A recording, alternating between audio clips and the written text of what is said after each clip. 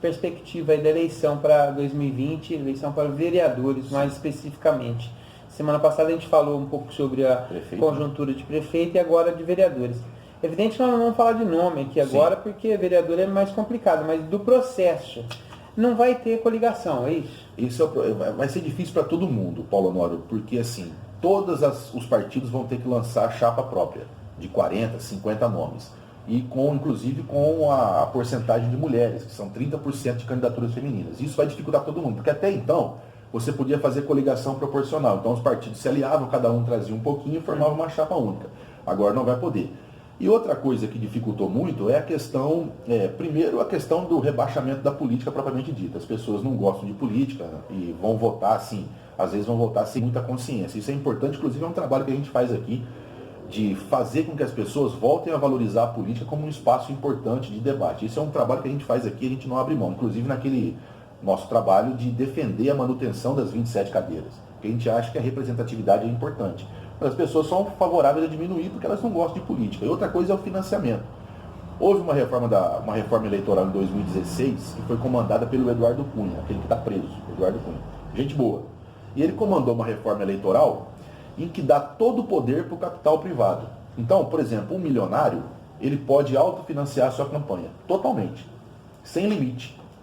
E ele também pode abrir uma fundação, e existem várias por aí, por exemplo, Acredito, Renova Brasil, várias outras.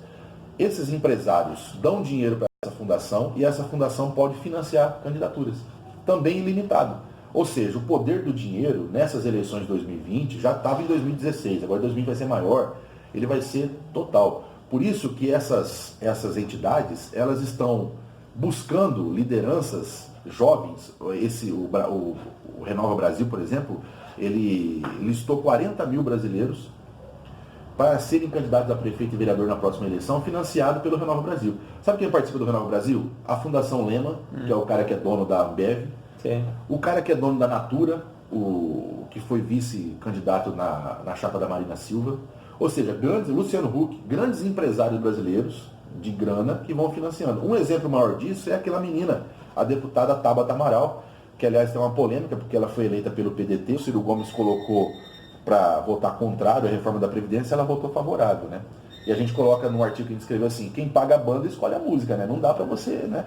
E aí, assim, esses candidatos financiados por magnatas, eles estão em todos os partidos, inclusive no PT e no PSOL, inclusive em partidos de esquerda. Então, ó, a gente coloca que vai ter uma dificuldade muito grande e que é possível que a Câmara de Vereadores, que vai ser eleita em 2020, seja ainda mais conservadora e ainda mais neoliberal do que a que está agora. O cenário não é bom. Eu queria aprofundar um pouco mais esse assunto, mas eu não sei se agora nesse bloco aqui, ou uma outra oportunidade, mas quando fala, por exemplo, as pessoas têm dificuldade de entender, Ricardo, quando fala assim, o cara comprou o voto, significa que alguém foi lá e falou assim, vou te dar tanto para você votar em mim, ou como é que é? Tem outros jeitos? Como é que funciona isso? Tem outro jeito.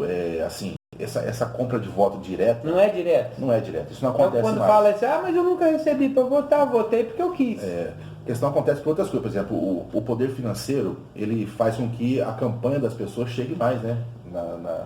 Na mídia, ou própria campanha material, ou você contrata pessoas para ficar andando por canto. Então, assim, o poder financeiro, ele desequilibra tudo. Por isso que a gente defende o financiamento público, né? É uma polêmica, a pessoa vai gastar dinheiro público com isso, mas ele, na verdade, ele iguala as coisas, né?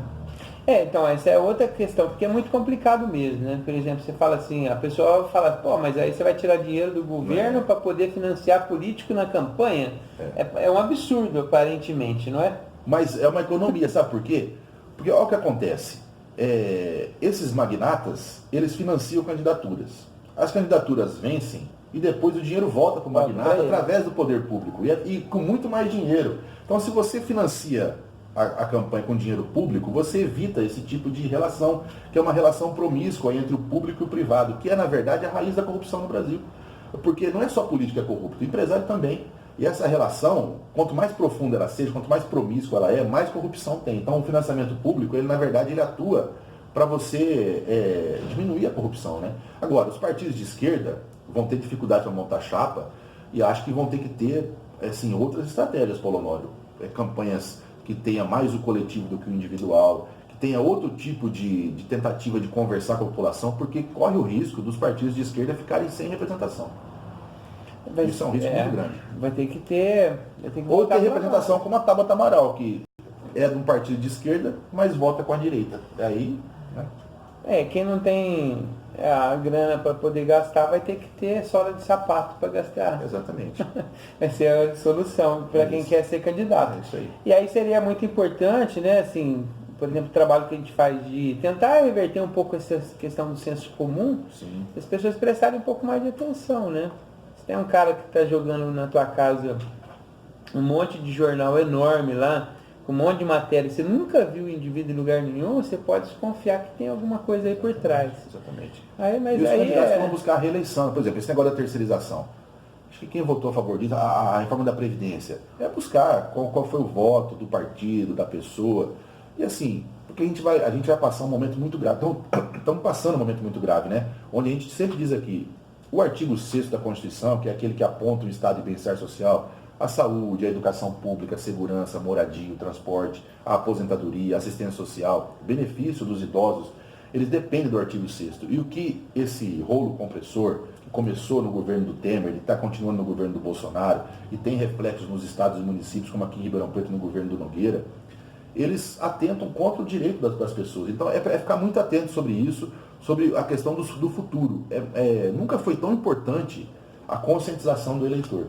E eu acho que esse trabalho é importante que a gente tenta fazer aqui, um trabalho de formiguinha, mas é um trabalho importante porque ele vai ser decisivo daqui para frente, inclusive para os nossos direitos, né? E para o futuro nosso e para o futuro daqueles que virão. Eu acho que é fundamental. Muito bem, vai ter muito assunto para conversar sobre essa questão aí daí.